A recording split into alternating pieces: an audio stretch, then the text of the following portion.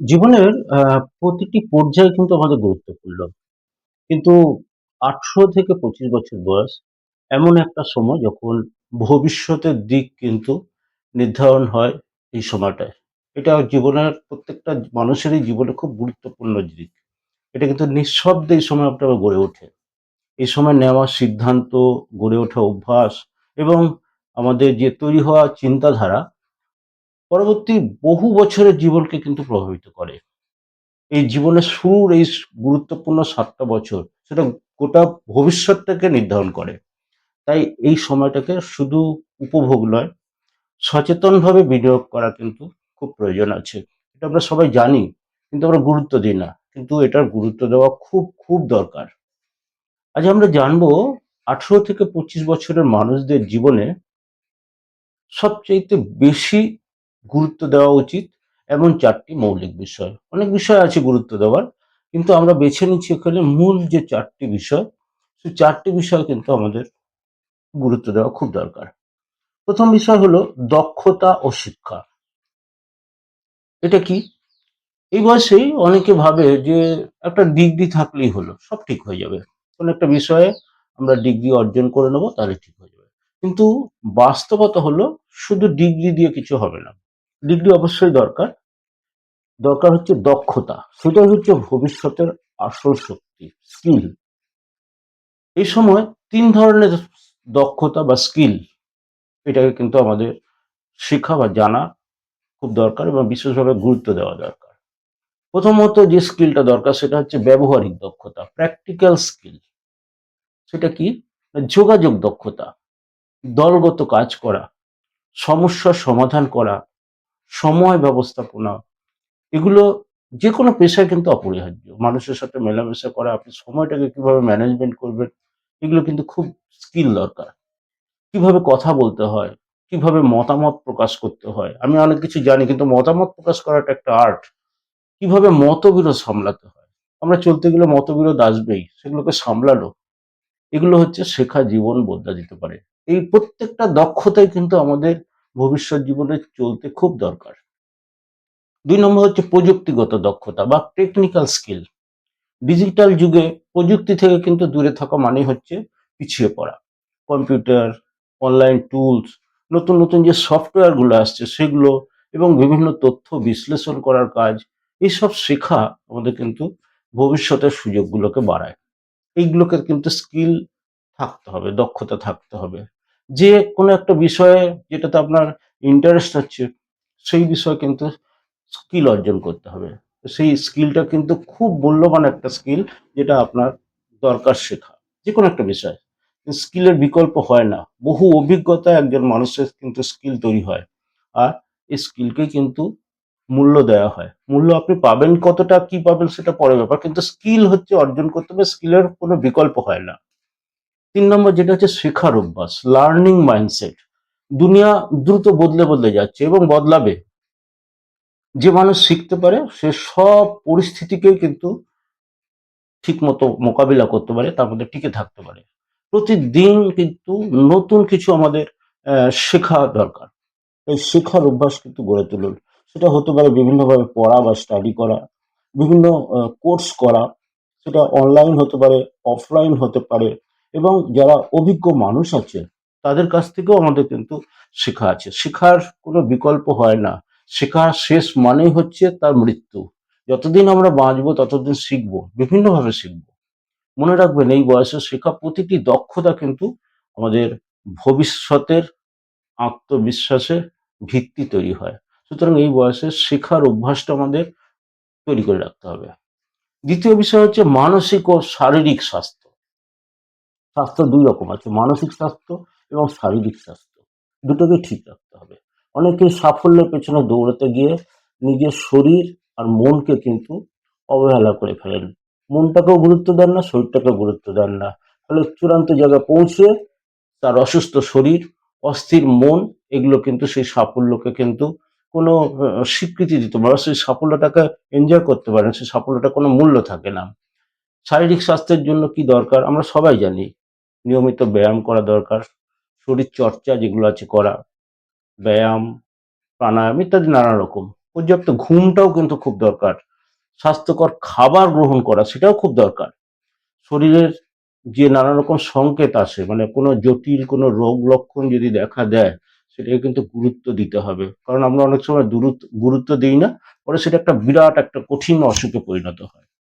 এই বয়সে তৈরি হওয়া স্বাস্থ্য অভ্যাস কিন্তু আমাদের জীবন ভোর তার প্রভাবটা ফেলে। ঠিকমতো খাদ্যাভ্যাস, ঠিকমতো ব্যায়াম চর্চা, এগুলো কিন্তু আমরা গুরুত্ব দিই না। মানসিক স্বাস্থ্যের জন্য দরকার কি? না, নিজের অনুভূতি কিন্তু চেপে রাখবেন না। যে আমাদের অনুভূতিগুলো আছে সেগুলো অনেক সময় চেপে দিই। অনেক সময় তার থেকে অনেক বিকল্প, অনেক রকম অসুবিধা তৈরি হয়। মানসিক চাপ কিন্তু স্বাভাবিক, কিন্তু সেটা নিয়ন্ত্রণ করাটাও জরুরি। আর তুলনা করবেন না। অন্যের সাথে তুলনা করবেন না। বরং নিজের অগ্রগতিটা কি হচ্ছে দেখুন। প্রয়োজনে সাহায্য চাইতে দ্বিধা করবেন না। এই সমস্ত ব্যাপারে কোনো সমস্যা যদি আপনার মনে হচ্ছে, তাহলে অভিজ্ঞ কারোর কাছ থেকে পরামর্শ নিন। আর নিজেকে বোঝা এবং নিজের সাথে শান্তিতে থাকা, এটাই কিন্তু মানসিকভাবে পরিপক্কতা বা পরিণত মানসিকতার লক্ষণ কিন্তু।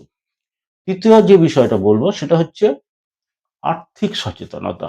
অর্থ আমাদের একটা খুব গুরুত্বপূর্ণ বিষয়। সেটার একটা সচেতনতা থাকা দরকার। অনেকেই ভাবে টাকা নিয়ে ভাবার সময় এখন আসেনি। এই বয়সে কি ভাববো? এখন আমাদের স্কিল শিক্ষা দরকার। টাকা-পয়সা পরের ব্যাপার। কিন্তু সত্য হলো অর্থনৈতিক অভ্যাস এই বয়স থেকেই কিন্তু গড়ে উঠতে হবে। অর্থটাকে খুব গুরুত্বপূর্ণ একটা বিষয়। এটাকে গুরুত্ব না দিলে চলে যাবে সেটা নয় কিন্তু। কারণ টাকা ব্যবস্থাপনার খুব গুরুত্বপূর্ণ দিক। এটার ৩ টে মূলনীতি কি? ১ নম্বর হচ্ছে আয় বুঝুন। আপনি যতই কম আয় করুন না কেন, সে যেভাবেই আপনি আয় করুন, আয়ের উৎসটাও বোঝা দরকার এবং সেটার সাথে, সাথে ছোট আয়ের যে সুযোগ তৈরি করা ভবিষ্যতে কিন্তু আত্মনির্ভরতা বাড়াবে। আপনি যা আয় করছেন তার সাথে কিছু আয় আপনাকে বাড়াতে হবে। তাহলে পরে সেটা আত্মনির্ভরতা আপনার আসবে।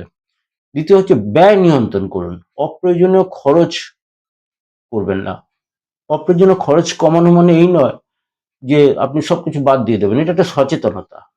খরচের হিসাব রাখা, এটাও কিন্তু একটা খুব ভালো অভ্যাস। অর্থাৎ আমরা পয়সাটাকে ঠিক যথেচ্ছভাবে না ব্যবহার করে সঠিকভাবে ব্যবহার করব। তৃতীয়ত সঞ্চয় শুরু করা। ছোটোর থেকেই যদি সঞ্চয় করা অভ্যাস তৈরি হয়, তাহলে কিন্তু ভবিষ্যতে অনেক বড় একটা জিনিস হয়। নিয়মিত সঞ্চয় আপনাকে ভবিষ্যতে কিন্তু স্বাধীন সিদ্ধান্ত নেওয়ার শক্তি যোগাবে। টাকা শুধু প্রয়োজন পূরণ করে না, এটা কিন্তু আমাদের নিরাপত্তা দেয়, আমাদের স্বাধীনতা এবং আমাদের যে আত্মবিশ্বাস সেটাও কিন্তু ফিরিয়ে দেয় এই উম অর্থের জন্য। চতুর্থ যে বিষয় বলবো সেটা হচ্ছে সম্পর্ক ও চরিত্র গঠন। এটাও কিন্তু খুব গুরুত্বপূর্ণ একটা বিষয়। এই বয়সে খুব গুরুত্ব দেওয়া দরকার। মানুষ একা সফল হয় না। সম্পর্ক এবং চরিত্রই একজন মানুষকে কিন্তু দীর্ঘমেয়াদে প্রতিষ্ঠিত করে। আপনি একা সবটাই করে ফেলবেন তাই না, আপনার আশপাশের মানুষজনও তার সাথে আছে। তাদের সাথে গুরুত্বটাও দেওয়া দরকার। এইজন্য সুস্থ সম্পর্ক গড়া দরকার। সুস্থ সম্পর্ক গড়ার জন্য কি দরকার? না, পারস্পরিক শ্রদ্ধা, বিশ্বাস, স্পষ্ট যোগাযোগ এবং ইতিবাচক পরিবেশ দরকার। এই সবগুলো মিলিয়ে কিন্তু আপনি আপনার ক্ষেত্রে এইগুলোকে কিন্তু দরকার হবেই। আপনি যাদের সাথে সময় কাটান, ধীরে ধীরে কিন্তু আপনি তাদের মতোই হয়ে যান। সুতরাং কাদের সাথে আপনি থাকছেন সেটা কিন্তু খুব গুরুত্বপূর্ণ একটা বিষয়। তাই সচেতনভাবে আমাদের সঙ্গীগুলোকে নির্বাচন করতে হবে। আরেকটা হচ্ছে চরিত্র গঠনের যে মূল যে বিষয়গুলো আমাদের থাকে, যেগুলো নিয়ে আমাদের মানুষের কাছ থেকে শ্রদ্ধা, ভক্তি, সম্মান পাই, সেটা হচ্ছে সততা, দায়িত্ববোধ, আত্মনিয়ন্ত্রণ এবং ধৈর্য। এই ৪ টি জিনিস আমাদের খুব দরকার হয় আমাদের নিজেদের সম্মান বাড়াবার জন্য। আরেকটা হচ্ছে চরিত্র হচ্ছে এমন একটা সম্পদ যা একবার কিন্তু গড়ে উঠলে জীবন ভোর আপনাকে পথ দেখাবে। চরিত্র আমরা গুরুত্ব দিই না। কিন্তু চরিত্র হচ্ছে বেস্ট একটা জিনিস যেটাই কিন্তু আপনাকে নিয়ন্ত্রণ করে সারা জীবন আপনি কোন পথে যাবেন।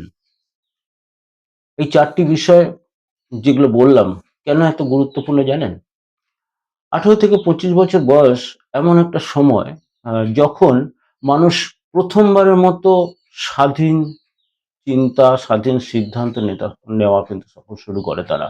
তার আগে পর্যন্ত হয়তো বাবা-মা, আত্মীয়স্বজন, অভিভাবকদের হয়। কিন্তু ১৮ থেকে ২৫ বছর বয়সে তারা নিজেরা সিদ্ধান্ত নেয়। এই সময় গড়ে ওঠা অভ্যাসই কিন্তু তার ভবিষ্যতের জীবনধারাকে নির্ধারণ করে। অর্থাৎ 18 বছর বয়স থেকে মোটামুটি আমরা নিজের সিদ্ধান্ত নেওয়া শুরু করি। যদি এই সময় দক্ষতা তৈরি হয়, আপনার স্বাস্থ্যটা রক্ষা হয় এবং যদি আপনার আর্থিক যে সচেতনতা বললাম যেটা, সেটা গড়ে ওঠে এবং চরিত্র যদি দৃঢ় হয়, তাহলে কিন্তু জীবনের পথ আপনার অনেক সহজ ও অনেক স্থিতিশীল হবে। এই জন্য 4টি বিষয়কে এত গুরুত্ব দিয়ে আজকের আলোচনা আমরা রাখলাম। কারণ এই 4টি বিষয় আমরা অবহেলা করলে ভবিষ্যতে কিন্তু অনেক অসুবিধা তৈরি হয়। জীবন কিন্তু একদিনে বদলে যায় না। এটা বদলে যায় প্রতিদিনকার ছোট, ছোট সিদ্ধান্তে, ছোট, ছোট কাজে, ছোট, ছোট পরিকল্পনার মাধ্যমে। 18 থেকে 25 বছর হলো সেই সময় যখন আপনি নিজের ভবিষ্যৎকে গড়ে তুলতে পারেন একদম সচেতনভাবে। এই বয়সে আপনি স্বাধীনভাবে চিন্তা করে আপনি আপনার নিজের জীবনটাকে গড়ে তুলবার অধিকার পাচ্ছেন। নিজেকে গড়ার এই সময়কে একদম অবহেলা করবেন না। একদম অবহেলা করবেন না। নিজের মধ্যে বিনিয়োগ করুন, যেগুলো বললাম, দক্ষতায়, স্বাস্থ্যে, চিন্তায় এবং চরিত্রে।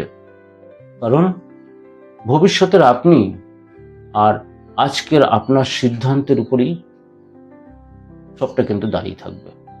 আজকে আপনি কি সিদ্ধান্ত নিচ্ছে তার উপরেই আপনার ভবিষ্যৎটা দাঁড়িয়ে থাকবে।